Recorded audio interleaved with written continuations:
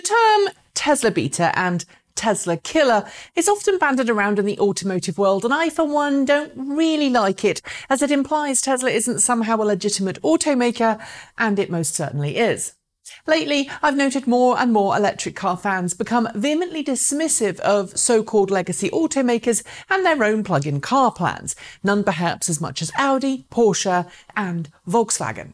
Yet, while the trio of companies may seem small fry right now, I believe they represent the biggest competitive threat to Tesla to date. And no, that doesn't make them Tesla killers. It makes them companies that will finally provide some serious competition for the legendary electric car brand in the plug-in car marketplace. What's more, it makes the Volkswagen Group a company that everyone in the plug-in space needs to take very seriously and not dismiss, because if you do, it might be at your peril. But to see why, I think it's time for a little quick history lesson. Volkswagen was founded at the height of Nazi Germany, and its first car, the Type 1, was designed by Ferdinand Porsche's consulting firm. It was bankrolled by the German government and supported by Adolf Hitler. Post-war, the company and the Type 1, which most people now know as the original Volkswagen Beetle, was deemed unattractive and lacking in technical merits by British automakers, while Ford Motor Company said that it wasn't, quote, worth a damn. Nobody wanted it or the car, and the company was eventually handed back to state ownership of the German government. But since then, in its early days, Volkswagen AG, as it became known in the early 60s when the German government floated its shares in the company on the stock market, has undergone some pretty big changes.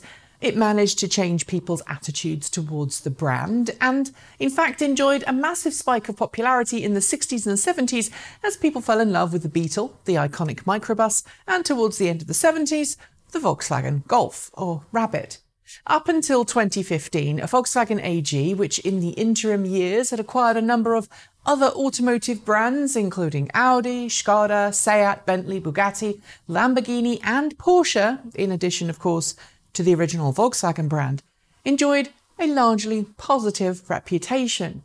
But then, of course, in 2015, it and some of its other brands were discovered designing and using software in certain diesel-engined vehicles designed specifically to cheat in emissions tests, complying with regulations when on a test rig, but then emitting many times legal NOx levels when actually on the road. It was criminal activity, plain and simple, and many of its executives and some of its top engineers rightly ended up facing expulsion from the company, fines, and in some cases, prison time. Since then, Volkswagen AG has worked hard to rebrand itself as a cleaner, more caring company. In addition to billions of euros of fines worldwide, it has been forced to invest in the promotion of electric vehicles and fund the Electrify America charging network in the US. And Volkswagen, Audi and Porsche, as well as some of the other brands, have gone from being sceptical and in some cases downright dismissive of electric vehicles to promising us a whole new slew of plug-in cars. The Audi e-tron, e-tron Sportback, Q4 e-tron and e-tron GT are all promised to enter production in the next few years. The first ground-up Volkswagen brand electric vehicle, the Volkswagen ID.2, supposedly promises a range in excess of 200 miles, rear-wheel drivetrain, super-fast charging, and an MSRP in the mid-20,000 to 30,000 euro price point, and will be the first of more than 25 new models that Volkswagen says will be built on a brand new vehicle platform, the MEB Electrification Toolkit, which has been designed exclusively for electric vehicles. And then, of course, there's Porsche, which is readying its Taycan sports sedan for market, complete with next-generation rapid charging technology, and has also got plans to bring the Cross Turismo concept to market shortly after, as well as committing to making the next-generation Porsche Macan an electric-only model. Hardened electric car fans have poured scorn and disbelief on the direction of these Volkswagen AG brands, sometimes quite rightly so. They've questioned where each brand will get its battery packs, or questioned how they will compete against the market leader that is Tesla. And I even joined in making jokes about how Volkswagen and its sibling companies need to stop showing us concept cars and actually start producing cars we can buy. So why then am I saying that the Volkswagen Group is the biggest competitive threat to Tesla? Simply put, its size, market share, and proven ability to reinvent itself. Let's start with size. While Tesla is growing rapidly, it's still a relatively small automaker. Sure, it's dominating many plug-in marketplaces around the world, but it's still small when compared to the behemoth that is the Volkswagen Group. In fact, the Volkswagen Group is one of the world's largest automotive manufacturers, alongside Toyota and the Renault-Nissan-Mitsubishi alliance. In 2017, it made 10.8 million vehicles. It made nearly $14 billion in profits, and despite the Dieselgate scandal still causing it to pay some pretty hefty fines, those fines did very little to stem its growth in revenue. Okay, I hear you say, why is Volkswagen so special? It cheated in emissions tests, it's got skeletons in its closet, and Tesla's managed all of these successes without any of Volkswagen's scandals. Tesla is a trailblazer. It's done fantastic things that many people thought were completely impossible. It's changed the attitude to electric cars worldwide, and it's changed what we expect of our cars. But while it's done all of that over 15 years and absolutely trounced the competition who weren't interested in competing, there's one thing it doesn't have right now: a whole lot of money.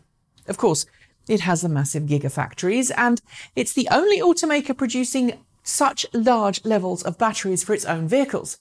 That helps insulate Tesla from price fluctuations for battery packs, and it also helps it lower its overheads. But Volkswagen has a manufacturing capacity around the world that is several orders of magnitude larger than Tesla. Its profits are massively larger, and it's spent more than $91 billion to shift its brands away from internal combustion engine technology and towards electric vehicles. If you were wondering, that's 3 times the amount of money it's spent in fines related to Dieselgate. And while Volkswagen too has been forced to tighten the metaphorical belt in order to ensure it has cash on hand to make this transition, it will be able to ramp up far more quickly than Tesla did, simply by having a lot more money to throw at the problem. And it already has 2 fully electric vehicle platforms that it's using to underpin the next decade or more of its electric vehicles. So, if size and money are the 2 biggest things I'm using here to illustrate why Volkswagen and its sister companies need to be taken seriously, why shouldn't we be looking to Toyota or Renault, Nissan, Mitsubishi, at least when it comes to Tesla competition? Toyota, right now, isn't committed to electric vehicles. Yes, it's developing them quietly, but it's pretty much bet the whole house on hydrogen fuel cell technology, and right now, it's got plenty of backing in Japan to ensure it continues along that path. And Renault, Nissan, Mitsubishi, well, while the alliance is big and it has a big investment already in electric vehicle technology, it doesn't do a whole lot in terms of premium brands. In fact, there's only one premium brand in the whole 3 companies, Infiniti. And while Infiniti has made some noises about going electric, it's nowhere near as pronounced as either Porsche's or Audi's commitments.